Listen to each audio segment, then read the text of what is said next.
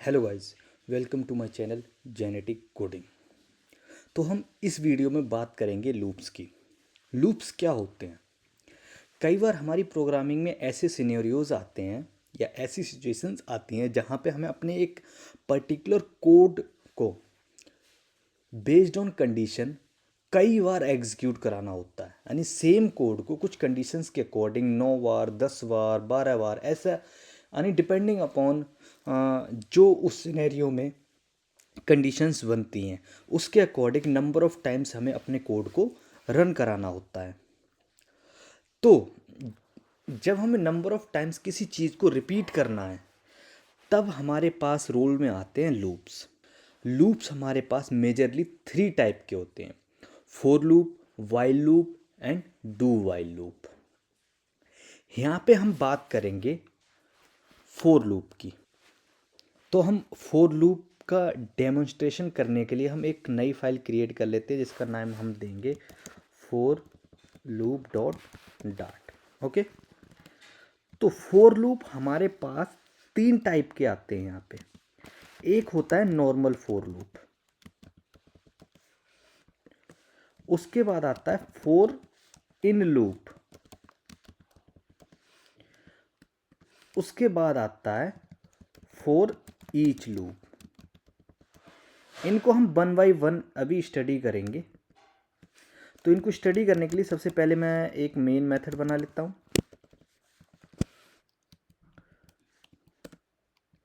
और एक फंक्शन बना लेता हूँ नॉर्मल फोर लूप।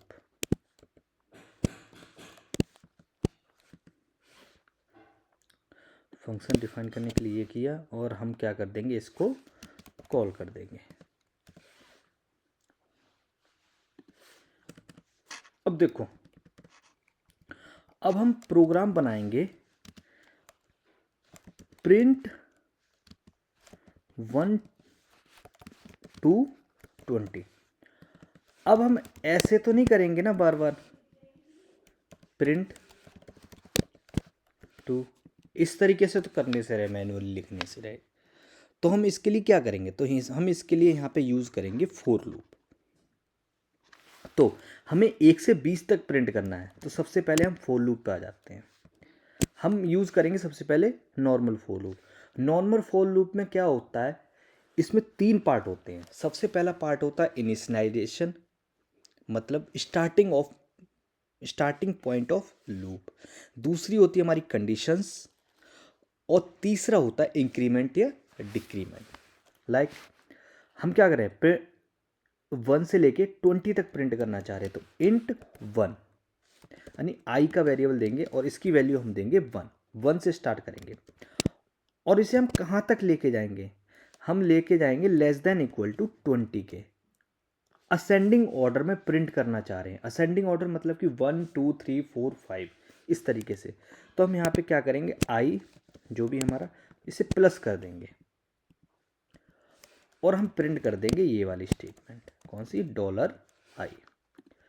तो आप देखोगे ये बहुत ही आसान तरीके से हमारा क्या कर देगा, dot for loop dot dot नाम की हमारी फाइल है। तो आप देख सकते हो प्रिंट कर दिया यहाँ पे 1 से लेके 20 तक सेकेंडों में। तो इस तरीके से नॉर्मल फोर लूप का इस्तेमाल किया जाता है। इसमें क्या होता है, सबसे पहले इनिशियलाइजेशन है। जैसा आपने देखा यहाँ पे क्या इनिशियलाइजेशन, पहले आई की वैल्यू 1 इनिशियलाइज कर दी है, यानी यहाँ से स्टार्ट किया। और उसके बाद इसकी होती है कंडीशन। ध्यान रखना, फोर लूप पहली बार भी एग्जीक्यूट करते टाइम पे कंडीशन चेक करता है। जैसे कि आई की वैल्यू 1 है तो सबसे पहले चेक किया उसने 1 लेस देन 20 है, तभी वो इसके अंदर आया है और प्रिंट कर दिया उसे 1।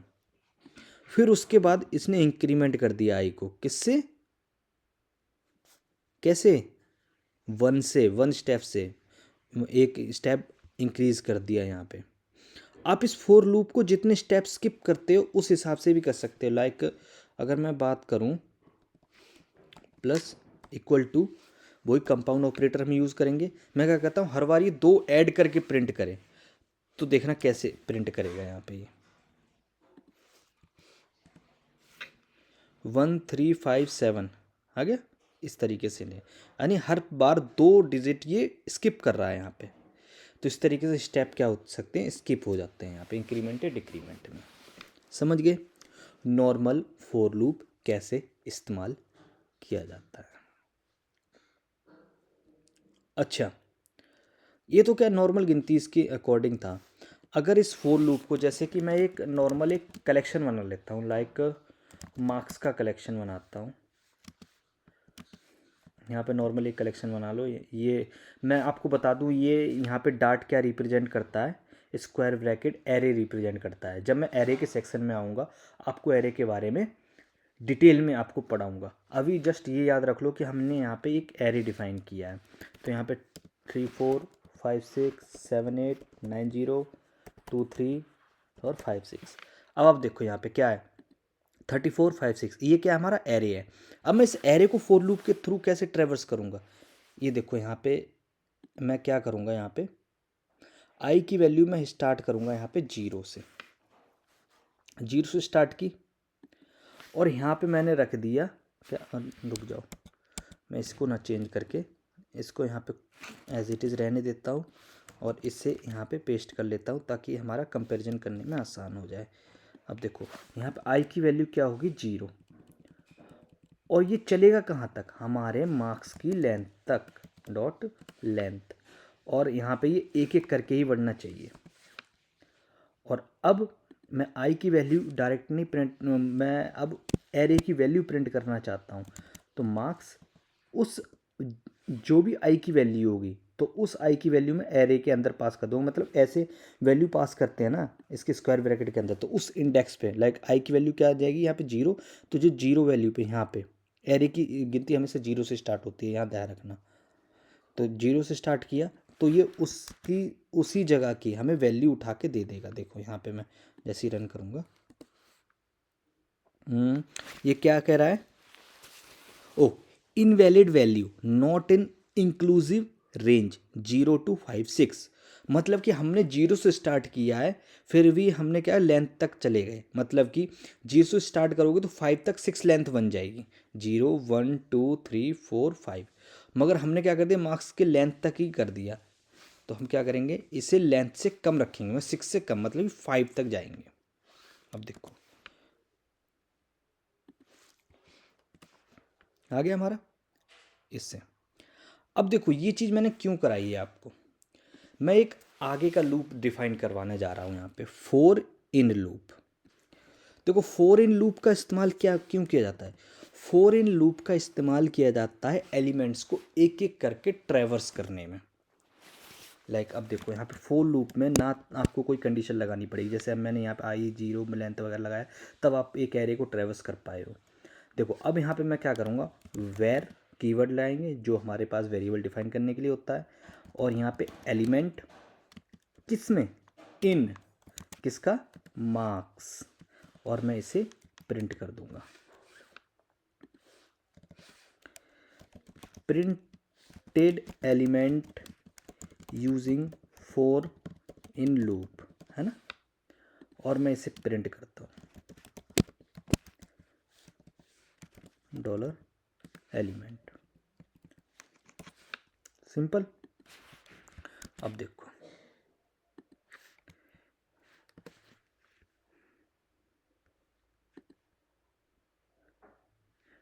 हमने ये प्रिंट करके छोड़ दिया है यहाँ पे, हाँ ये प्रिंट होके आ गए। यहाँ पे हमें ना यहाँ पे कोई कंडीशन लगानी पड़ी है ना कुछ, इस फॉर इन लूप ने अपने आप ही मैनेज कर लिया कि कैसे क्या ट्रैवर्स करना है। तो यहाँ पे क्या हो रहा है, एक एक करके ये एलिमेंट को इटरेट कर रहा है, कहाँ से, मार्क्स वाले एरे से। यहाँ पे मैंने क्या पास कर दिया, फॉर लूप के अंदर एक पूरा ऑब्जेक्ट पास कर दिया एक एरे का, एरे में ये एक एक करके एलिमेंट निकाल रहा है और अपने इस ब्लॉक को एग्जीक्यूट कर रहा है। और एक बात ध्यान रखना, ये जो एलिमेंट है एक पर्टिकुलर टाइम पे, लाइक एक पहला एलिमेंट आ रहा है, वो एलिमेंट इस ब्लॉक के लिए हमेशा अवेलेबल होगा, इस पूरे ब्लॉक के अंदर कहीं पे भी कोई भी बड़ा कोड लिखा हो वो हो जाएगा यहाँ पे, ठीक है। ये हमारा क्या हो गया, फॉर लूप हो गया।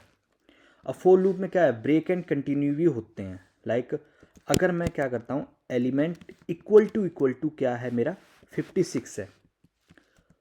तो मैं क्या चाहता हूँ कि उसके बाद ये ब्रेक हो जाए, एलिमेंट क्या हो जाएगा, ब्रेक हो जाएगा, मतलब फोर लूप चलना बंद हो जाएगा।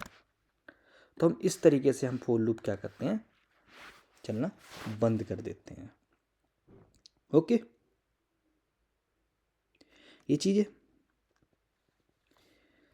अब इसी तरीके से हम क्या कर सकते हैं, नेस्टेड फोर लूप का इस्तेमाल भी कर सकते हैं। नेस्टेड फोर इन लूप का, नेस्टेड फोर इन लूप का इस्तेमाल कैसे करोगे, देखो फोर लूप के अंदर जैसे कि ये एलिमेंट ट्रेवर्स हो रहे हैं, इसी के अंदर मैंने क्या कर दिया, फोर लूप और चला दिया।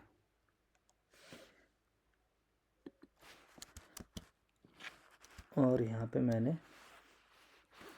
इसको कॉपी करके पेस्ट कर दिया मार्क्स 2 और इनका चेंज कर दिया इन चीज़ों को।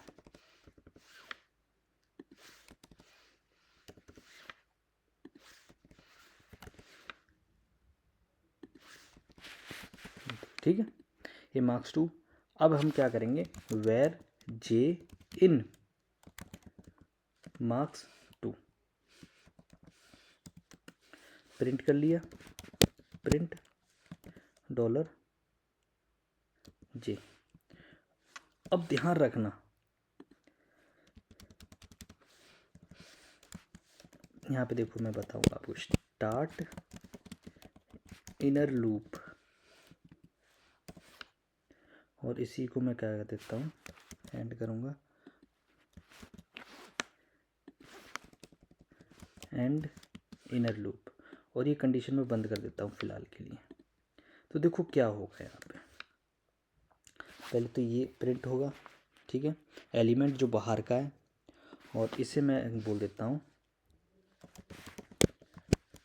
Outer loop started.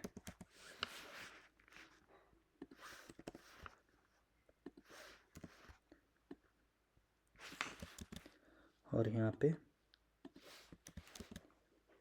Outer loop and. अब देखते हैं यहाँ पे क्या चीज़ आई है। देखो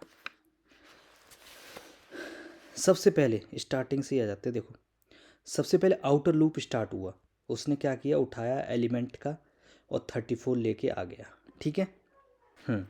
तो आप देखोगे यहाँ पे क्या एलिमेंट है, एलिमेंट 34 ट्रेवर्स हुआ पहली बार में, आउटर लूप हुआ, उसके बाद इनर लूप स्टार्ट हो गया है और इनर लूप अपना सारा ट्रेवर्स किया। इसी तरीके सेकंड एलिमेंट आउटर का आया और इनर लूप पूरा ट्रेवर्स किया। मतलब कि आउटर लूप एक बार ट्रेवर्स हो रहा है और इनर लूप पूरा अपने आप को ट्रेवर्स कर रहा है। तो ये चीज़ क्या होती है, ऐसे नेस्टेड लूप का इस्तेमाल किया जाता है।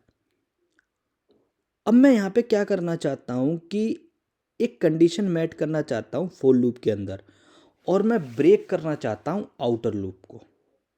मतलब कि जब यहाँ से उठाऊंगा मैं, यहाँ पे एक पर्टिकुलर कंडीशन उठाई, लाइक ये,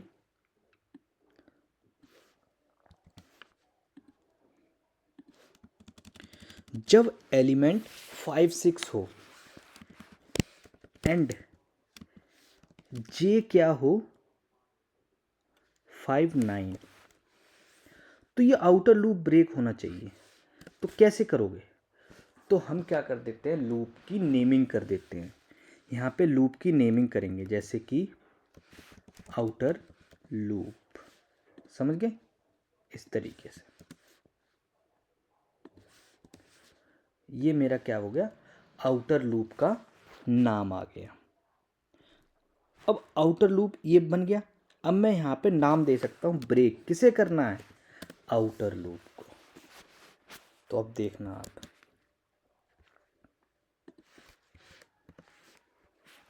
देखो सबसे पहले 34 आया, 34 आया एलिमेंट, और स्टार्टिंग में आया, यहाँ पे एलिमेंट 34 था, तो ये इसके अंदर गया ही नहीं, क्योंकि इनर लूप भी ट्रेवर्स किया उसने 34 के साथ, बाकी वैल्यूज़ को करा कि एक बार 59 तो आई है, 59 तो आया है एक बार जे की वैल्यू के साथ, मगर 56 नहीं आया।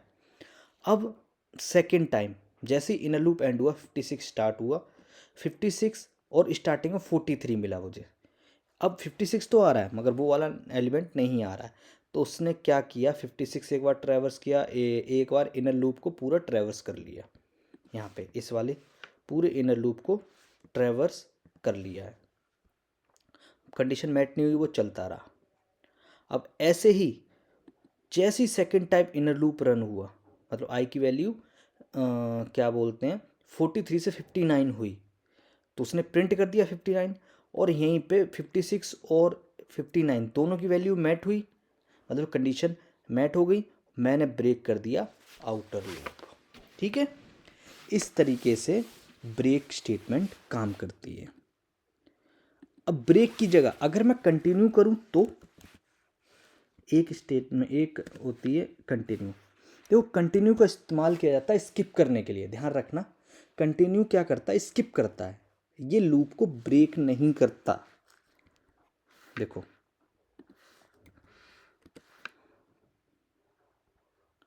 यहाँ पे देखो ये रन हुआ है, पूरा हुआ है रन 34, उसके साथ पूरा इनर लूप रन हुआ है 56।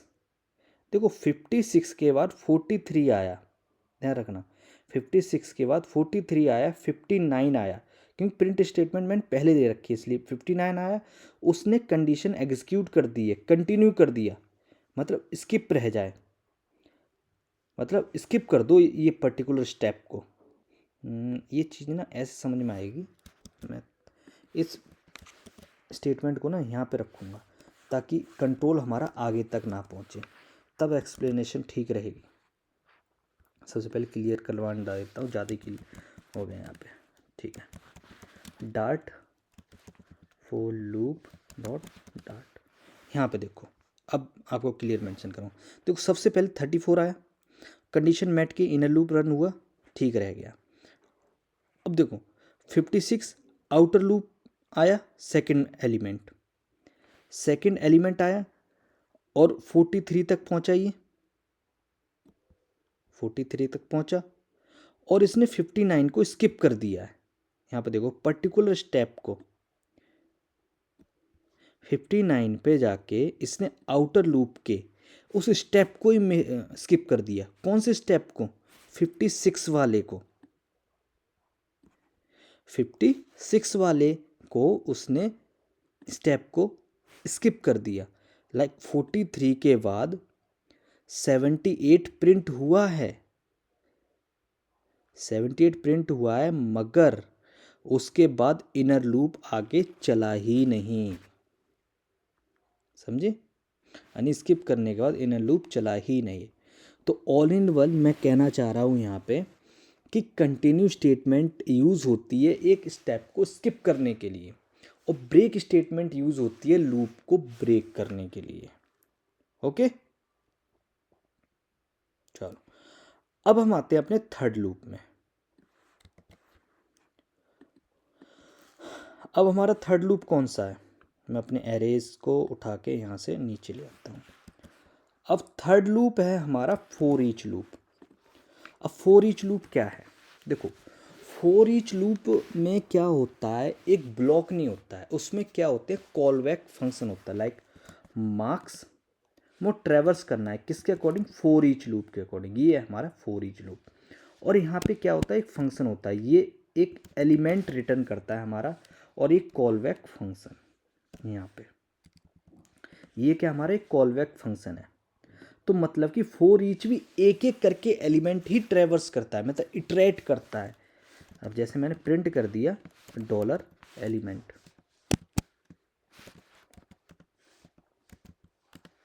ये एक एक करके इटरेट करेगा, हाँ एलिमेंट इटरेट करेगा एक एक करके जैसा कि नॉर्मल है। मगर यहाँ पे ये ट्रैवर्सिंग कैसे हो रही है, कॉल बैक फंक्शन के थ्रू हो रही है, फोर लूप के थोड़ा फोर लूप की तरीके से नहीं। जैसे कि मैं यहाँ पे आपको बताना चाह रहा था, जैसे यहाँ पे क्या फोर लूप के अकॉर्डिंग हो रही थी। ये स्टेटमेंट को थोड़ा ऊपर ही रखता हूँ क्योंकि वो ऊपर वाले को कह रहा है डिफाइन ही नहीं है वेरिएबल, हाँ ठीक है। ये चीज़ मार्क्स के अंदर इसमें क्या है, ये भी हो रही है, यहाँ पे क्या है, ब्लॉक है, फोर लूप का ब्लॉक चल रहा है। यहाँ पे क्या कॉल बैक फंक्शन इस्तेमाल किया जा रहा है। मगर फोर ईच लूप क्या है, फोर इन लूप से भी थोड़ा कम्पैक्ट साइज है। आप जस्ट लिस्ट उठाओगे, उसके अंदर फोर ईच कर दोगे और जिस टाइप के भी एलिमेंट होंगे वो यहाँ पे मुझे एलिमेंट पे मिल जाएगा और उसे आप प्रिंट कर सकते हो डायरेक्ट। ठीक है, तो हमारा ये फोर इन लूप और फोर ईच लूप का इस्तेमाल ही क्यों हुआ? तो जो फोर लूप है ना, फोर इन लूप है, वो ब्रेक एंड कंटिन्यू स्टेटमेंट को सपोर्ट करता है। मतलब हम ब्रेक और कंटिन्यू की स्टेटमेंट के थ्रू हम लूप को ब्रेक कर सकते हैं, मगर फॉर ईच लूप में आप break and continue statement use नहीं कर सकते, क्योंकि ये कॉलबैक फंक्शन है और कॉलबैक लूप का ब्रेकिंग सिस्टम सपोर्ट नहीं करता। इसलिए अगर मैं यहाँ पे देखो ब्रेक स्टेटमेंट यूज़ करने की कोशिश करूँगा तब भी इस्तेमाल नहीं होगा। देखो क्या बोल रहा है ये, अब break statement can't be use outside of a loop और स्विच स्टेटमेंट। यहाँ पे ये कहने का मतलब कर रहा है कि लूप से बाहर ब्रेक नहीं यूज़ होता, ना ही स्टेटमेंट मतलब स्विच के अलावा बाहर यूज़ किया जाएगा, क्योंकि यहाँ पे ये क्या है, कॉलबैक फंक्शन है यहाँ पे, तो इसलिए। और फोर ईच लूप क्या होता है, ट्रेवर्स तो हो सकता है मगर ये क्या है, स्लो होता है, और फोर इन लूप हमारा थोड़ा फास्ट होता है। तो इसलिए जनरली हम ज़्यादातर फोर इन लूप का ही इस्तेमाल करेंगे, फोर ईच लूप को हम ज़्यादातर अवॉइड ही करेंगे इस्तेमाल करना। और ऐसे ही नॉर्मल फोर लूप को भी अवॉइड ही करेंगे इस्तेमाल करना, इस वाले लूप को। हमारा मेन लूप कौन सा होगा यहाँ पे, फोर इन लूप। तो मैंने आपको तीनों टाइप के लूप बता दिए हैं, आपकी मर्जी है जो भी लूप आप इस्तेमाल करो आपके आने वाले प्रोग्राम्स में। मगर मेरी रिकमेंडेशन प्लस जो हमारी फ्लटर की रिकमेंडेशन है एंड डार्ट की रिकमेंडेशन है, वो हमारा फोर इन लूप ही इस्तेमाल करने को बोलते हैं, क्योंकि ये एज ए कंपेरेटिवली हाई होता है रनिंग इटरेशन में भी, और plus break and continue statement support करता है, तो हमारे हमारे हाथ में और ज़्यादा कंट्रोल होता है इन लूप के ऊपर।